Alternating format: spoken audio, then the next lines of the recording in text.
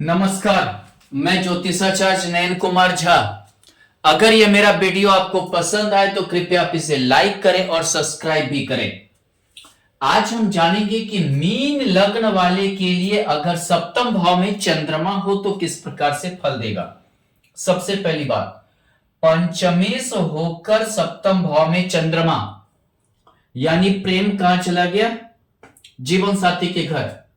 आप चाहे प्रेम विवाह करेंगे या जाना पहचाना घर में शादी होगा, जाना पहचाना घर में शादी होगा, विवाह होगा आपका। दूसरी बात क्या है, यहां पर अगर देखें तो कन्या के घर में चंद्रमा है, स्त्री राशि में ही चंद्रमा है। आपका जो जीवन साथी होगा वो भावुक होगा, भावुक विचारधारा का होता है। चंद्रमा भावुकता देता है। ऊपर से बुध के घर में, यानी राहु का भी घर कहलाता है, बुध का भी घर कहलाता है। यानी कि क्या हुआ? ज्यादा भावुकता, ज्यादा यानी कि समझिए कि जल्दी भावुक हो जाना, जल्दी दया आ जाना, चंचलता, चंचल स्वभाव, स्थिरता नहीं रहता है, चंचलता आ जाना, ऐसा थोड़ा सा होता है।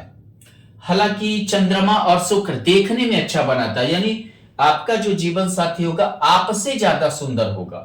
यानी लड़का है तो आपकी पत्नी आपसे ज्यादा सुंदर होगी, लड़की है तो आपका पति आपसे ज्यादा सुंदर होगा। यहां पर अगर चंद्रमा के साथ सूर्य हो गया, अगर आपकी मीन लग्न की कुंडली है, सप्तम भाव में चंद्रमा के साथ सूर्य स्थित है, षष्ठी से होकर सूर्य, विवाह में काफी अड़चने आएगी। इसको कहते हैं चंद्रमा और सूर्य यानी कि अमावस्या योग। अमावस्या योग जहां बन जाता है वो अड़चन का घर हो जाता है। ऐसे भी षष्ठी से सूर्य है, विवाह में बहुत ज्यादा अड़चन आएगी, जल्दी विवाह नहीं होंगे, वैवाहिक जीवन में काफी ज्यादा दिक्कतें आएगी और विवाह होने के बाद भी आप सुखी नहीं रह पाएंगे, क्योंकि अमावस्या योग आपको सुखी नहीं रहने देगा। बहुत ही जो है दिक्कत, रोड़ा, तकलीफें आएगी। और आपका समझिए वैवाहिक जीवन में बुध के घर में सूर्य है, यानी आपका जीवन साथी इतना ज्यादा सोचेंगे, इतना ज्यादा रोक टोक लगाएंगे कि आप हमेशा जो है रोक टोक के कारण ही वैवाहिक जीवन में दुखी रहेंगे। लड़ाई झगड़ा का भी योग षष्ठी से होकर है, हमेशा लड़ाई झगड़ा करना, रोक टोक की प्रवृत्ति करना और दिक्कत आना।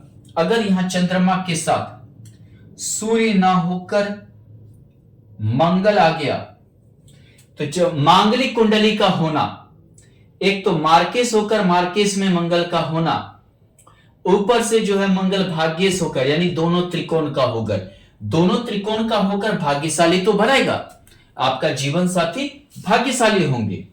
चंद्रमा और मंगल ऐसे भी चंद्र मंगला योग बनाता है, लक्ष्मी योग, धन की कमी नहीं होगा। लेकिन मार्केश होकर मार्केश में होना परिवार से अलग थलग कर देगा। यह परिवार का भाव होता है, माता पिता वगैरह इत्यादि का, रिश्तेदार यानी दोस्त मोही इत्यादि सभी चीजों से अलग थलग कर देगा और परिवार से अलग थलग आप जिएंगे। दूसरी बात क्या है, यहां मंगल की दृष्टि भी है, थोड़ा सा जीवन साथी का कर्कश, आपका कर्कश वाणी को लाएगा, जिससे कि वैवाहिक जीवन में भी दिक्कतें आएगी। तनुक मिजाजी पत्नी मिलेगी, यानी जीवन साथी मिलेगा, लड़का हूं या लड़की हूं, दोनों के लिए तनुक मिजाजी यानी जल्दी गुस्सा जाना, जल्दी चिड़चिड़ापन आना, फिर जल्दी शांत हो जाना, इस टाइप से मिल सकता है। यहां पर अगर देखें तो मंगल भाग्येश होकर है, हालांकि विवाह के बाद भाग्योदय भी होगा, दोनों त्रिकोण है, धनी होंगे। अगर मंगल के जगह अगर बुध हो जाए, उच्च का बुध, पंच महापुरुष में से एक योग, भद्र योग का बनना, यानी कि आप भाग्यशाली होंगे। चतुर्थेश होकर अपने से चतुर्थ, विवाह के बाद घर द्वार गाड़ी घोड़ा इत्यादि के योग मिलेंगे। प्रेम संबंध भी अच्छे रहेंगे, लेकिन आपका जीवन साथी फालतू का सोचेंगे।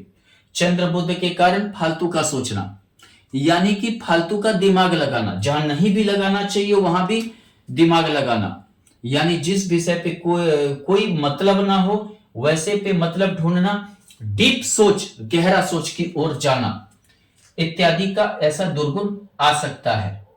अगर यहां मान लीजिए बुध के में गुरु हो, यानी कि गज केसरी योग, मीन लग्न की कुंडली हो, सप्तम भाव में चंद्रमा और गुरु हो, तो गज केसरी योग का बनना, यानी देखिए दशम मेष होकर पति पत्नी एक जैसा कार्य कर सकते हैं।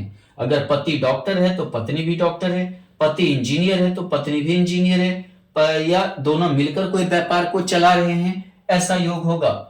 जीवन स्तर विवाह के बाद दिन प्रतिदिन अच्छा होता चला जाएगा। जीवन स्तर गज केसरी योग के कारण सुधर जाएगा। लगनीश पंचमेश का युति, दोनों त्रिकोण का युति होना यानी अति भाग्यशाली बनाएगा। अगर प्रेम विवाह भी करते हैं तब तो भी बहुत अच्छा जाएगा। दोनों मिलजुल कर काम करेंगे, दोनों का मत भी मिलेगा। लगनेश होकर है, पति पत्नी का मत बहुत अच्छा मिलेगा, बहुत अच्छा संबंध रहेगा। अगर मान लीजिए गुरु की जगह, अच्छा गुरु यहां पर पढ़ा लिखा यानी कि शिक्षित, धार्मिक, आध्यात्मिक और जिसको बोलते हैं संस्कारी जीवन साथी देता है। यहां पर देखिए अगर शुक्र नीच का होता है, शुक्र या नीच का होता है अष्टमेश होकर, यानी कि दूसरे के प्रेम संबंध के कारण दिक्कतें आएगा। अपने से नीचे स्तर में प्रेम विवाह हो जाता है। शुक्र नीच का है, अगर लड़का है तो आपकी जो पत्नी होगी आपसे जीवन स्तर में कम होगी। आप छोटे छोटे सवालों पर टोकेंगे जिससे वैवाहिक जीवन डिस्टर्ब होगा, वैवाहिक जीवन में मतलब तनाव आएंगे। यहां पर शुक्र नीच का होने के कारण कभी कभी जो है जिसको बोलते हैं कि अगर आपका जीवन साथी खर्च भी करना चाहे या आप खर्च करना चाहते हैं तो भी आप नहीं कर पाएंगे। कुछ ना कुछ ऐसे परिस्थिति होगी या मतलब जीवन साथी अवॉइड करेगी, नहीं जाना चाहेगी आपके साथ, कोई रोमांटिक नहीं हो पाएंगे, ऐसा भी स्थिति बन सकता है। हालांकि चंद्रमा शुक्र यदि युति होता है तो सास बहू में नहीं पड़ता है, सास बहू में हमेशा दिक्कतें होता है। शुक्र पत्नी है तो चंद्रमा सास है, माता कारक है। अगर मान लीजिए चंद्रमा के साथ शनि, मीन लग्न की कुंडली हो, सप्तम भाव में चंद्रमा के साथ शनि हो, यहां देखिए द्वादश होकर शनि का स्थित होना, यानी कि आपके प्रेम संबंध दूसरे के कारण, किसी अन्य के कारण जो है वैवाहिक जीवन में तकलीफ आना, दिक्कत आना, परेशानी आना, किसी अन्य के कारण जो है माने पति पत्नी के कारण नहीं, किसी अन्य के कारण दिक्कत आना, विष योग का निर्माण होना, यानी एकादश होकर भी है। जीवन साथी भी महत्वाकांक्षी होता है, आप उतना नहीं हो पाएंगे, जिसके कारण क्या है तनाव होगा, निराशापन होगा, एकांत प्रिय होगा, विवाह टूटेगा, वैचारिक मतभेद होंगे, मन नहीं मिलेगा और यहां पर दिक्कत हासिल होगा और वैवाहिक जीवन टूट सकता है। अगर देखें चंद्रमा के साथ अगर राहु हो, ग्रहण योग यानी कि शक की प्रवृत्ति, यह राहु का अपना भी घर है, थोड़ा शक की प्रवृत्ति होता है, अचानक विवाह कर लेना, अचानक प्रेम विवाह कर लेना, एक दूसरे को अच्छी तरह ना समझना और बाद में जो है जब व्यवहार आता है सामने तो फिर लड़ाई झगड़ा होना, फिर जो है शक की प्रवृत्ति होना, फिर विश्वास का कमी पैदा होना, एक दूसरे के प्रति साजिश रचना, गलत आरोप प्रत्यारोप करना और वैवाहिक जीवन में दिक्कत आते हैं। इसी प्रकार फिर एक ग्रहण योग, चंद्रमा के साथ केतु, मीन लग्न की कुंडली हो, सप्तम भाव में चंद्रमा के साथ केतु हो, यानी कि नीरस वैवाहिक जीवन, मन उचाट होना, हमेशा आपके जीवन साथी का मन ही उचाट हो जाएगा, रोमांटिक नहीं हो पाएंगे।